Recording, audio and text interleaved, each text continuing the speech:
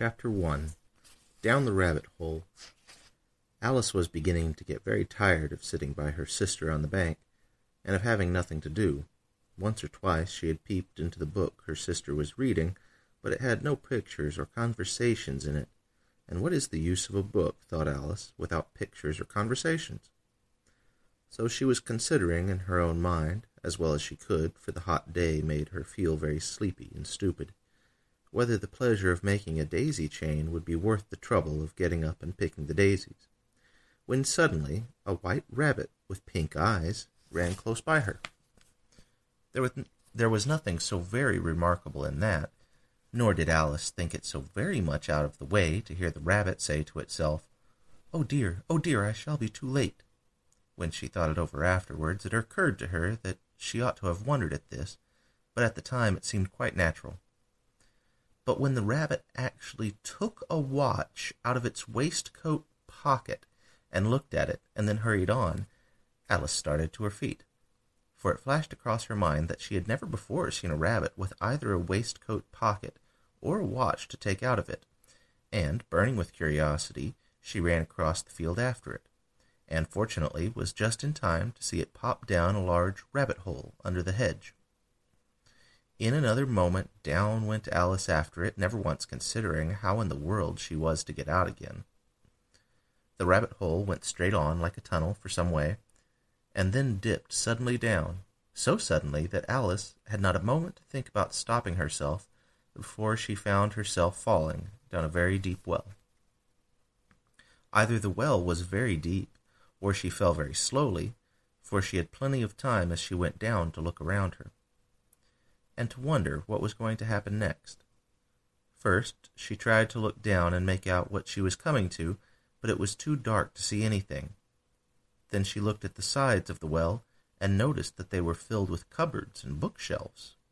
Here and there she saw maps and pictures hung upon pegs. She took down a jar from one of the shelves as she passed. It was labeled orange marmalade, but to her great disappointment it was empty. She did not like to drop the jar for fear of killing somebody, so managed to put it into one of the cupboards as she fell past it. Well, thought Alice to herself, after such a fall as this, I shall think nothing of tumbling downstairs. How brave they'll all think of me at home. Why, I wouldn't say anything about it, even if I fell off the top of the house, which was very likely true. Down, down, down. Would the fall never come to an end? I wonder how many miles I've fallen by this time, she said aloud. I must be getting somewhere near the center of the earth. Let me see. That would be 4,000 miles down, I think. For you see, Alice had learnt several things of this sort in her lessons in the schoolroom, and though this was not a very good opportunity for showing off her knowledge, as there was no one to listen to her, still it was good practice to say it over. Yes, that's about the right distance, but then I wonder what latitude or longitude I've got to. Alice had no idea what latitude was, or longitude either, but thought they were nice, grand words to say. Presently she began again. I wonder if I shall fall right through the earth. How funny it'll seem to come out among the people that walk with their heads downwards. The antipathies, I think. She was rather glad there was no one listening this time, as it didn't sound at all the right word. But I shall have to ask them what the name of the country is, you know. Please, ma'am, is this New Zealand or Australia? And she tried to curtsy as she spoke. Fancy curtsy as you're falling through the air. Do you think you could manage it? And what an ignorant little girl she'll think me. No, it'll never do to ask. Perhaps I shall see it written up somewhere. Down, down, down. There was nothing else to do, so Alice soon began talking again. Dinah'll miss me very much tonight, I should think. Dinah was the cat. I hope they'll remember her saucer of milk at tea time. Dinah, my dear, I wish you were down here with me. There are no mice in the air, I'm afraid, but you might catch a bat, and that's very like a mouse, you know. But do cats eat bats, I wonder? And here Alice began to get rather sleepy and went on saying to herself in a dreamy sort of way, Do cats eat bats? Do cats eat bats? And sometimes, Do bats eat cats? For you see, as she couldn't answer either question, it didn't much matter which way she put it. She felt that she was dozing off, and had just begun to dream that she was walking hand in hand with Dinah and saying to her very earnestly, "Now, Dinah, tell me the truth. Did you ever eat a bat?" When suddenly, thump, thump, down she came upon a heap of dry leaves, and the fall was over. Alice was not a bit hurt, and she jumped up on her feet in a moment. She looked up, but it was all dark overhead. Before her was another long passage, and the White Rabbit was still in sight, hurrying down it. There was not a moment to be lost. Away went Alice just like the wind, and was just in time to hear it say as it turned the corner, "Oh, my ears and whiskers, how late it's getting!" She was close behind it when she turned the corner, but the rabbit was no longer to be seen. She found herself in a long, low hall, which was lit up by a row of lamps hanging from the roof. There were doors all round the hall, but they were all locked. And when Alice had been all the way down one side and up the other, trying every door, she walked sadly down the middle, wondering how she was ever to get out again. Suddenly she came upon a little three-legged table, all made of solid glass. There was nothing on it except a tiny golden key, and Alice's first thought was that it might belong to one of the doors of the hall, but alas! Either the locks were too large or the key was too small, but at any rate it would not open any of them. However, the second time round she came upon a low curtain she had not noticed before, and behind it was a little door, about 15 inches high. She tried the little golden key in the lock, and to her great delight it fitted. Alice opened the door and found that it led into a small passage, not much larger than a rat hole. She knelt down and looked along the passage into the loveliest garden you ever saw. How she longed to get out of that dark hall and wander about among the beds of bright flowers and those cool fountains. But she could not even get her head through the doorway. And even if my head would go through, thought poor Alice, it would be of very little use without my shoulders. Oh, how I wish I could shut up like a telescope. I think I could, if I only knew how to begin. For you see, so many out-of-the-way things had happened lately that Alice had begun to think that very few things indeed were really impossible. There seemed to be no use in waiting by the little door, so she went back to the table, half hoping she might find another key on it, or at any rate a book of rules for shutting people up like telescopes.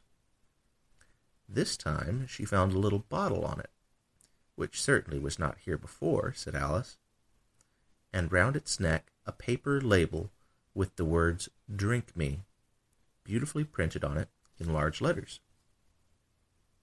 Well, it's all very well to say "drink me," but the wise little Alice was not going to do that in a hurry.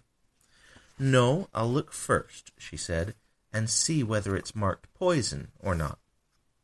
For she had read several nice little histories about children who had got burnt and eaten up by wild beasts, and many other unpleasant things, all because they would not remember the simple rules their friends had taught them, such as that a red-hot poker will burn you if you hold it too long, and that if you cut your finger very deeply with a knife, it usually bleeds.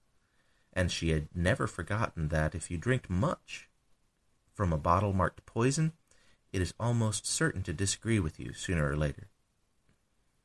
However, this bottle was not marked poison, so Alice ventured to taste it, and finding it very nice, it had, in fact, a sort of mixed flavor of cherry tart, custard, pineapple, roast turkey, toffee, and hot buttered toast.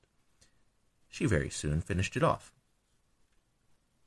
"What a curious feeling," said Alice. "I must be shutting up like a telescope." And so it was indeed. She was now only 10 inches high, and her face brightened up at the thought that she was now the right size for going through the little door into the lovely garden. First, however, she waited for a few minutes to see if she was going to shrink any further. She felt a little nervous about this. "For it might end, you know," said Alice, in my going out altogether, like a candle. I wonder what I should be like then. And she tried to fancy what the flame of a candle is like after it's blown out, for she could not remember ever having seen such a thing. After a while, finding that nothing more happened, she decided on going into the garden at once. But, alas for poor Alice! When she got to the door, she found she had forgotten the little golden key. And when she went back to the table for it, she found she could not possibly reach it. She could see it quite plainly through the glass, and she tried her best to climb up one of the table legs, but it was too slippery, and when she had tired herself out with trying, the poor little thing sat down and cried. "Come, there's no use in crying like that," said Alice to herself rather sharply. "I advise you to leave off this minute." She generally gave herself very good advice, though she very seldom followed it, and sometimes she scolded herself so severely as to bring tears into her eyes, and once she remembered trying to box her own ears for having cheated herself in a game of croquet that she was playing against herself. For this curious child was very fond of pretending to be two people. "But it's no use now," thought poor Alice, "to pretend to be two people. Why, there's hardly enough of me left to make one respectable person."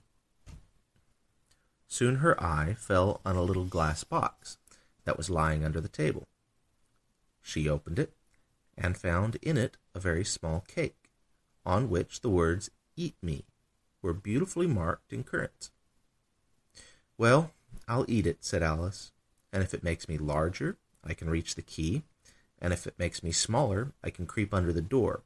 So either way, I'll get into the garden, and I don't care which happens." She ate a little bit, and said anxiously to herself, "Which way? Which way?" holding her hand on the top of her head to feel which way it was growing. And she was quite surprised to find that she remained the same size. To be sure, this is generally what happens when one eats cake, but Alice had got so much into the way of expecting nothing but out-of-the-way things to happen, that it seemed quite dull and stupid for life to go on in the common way.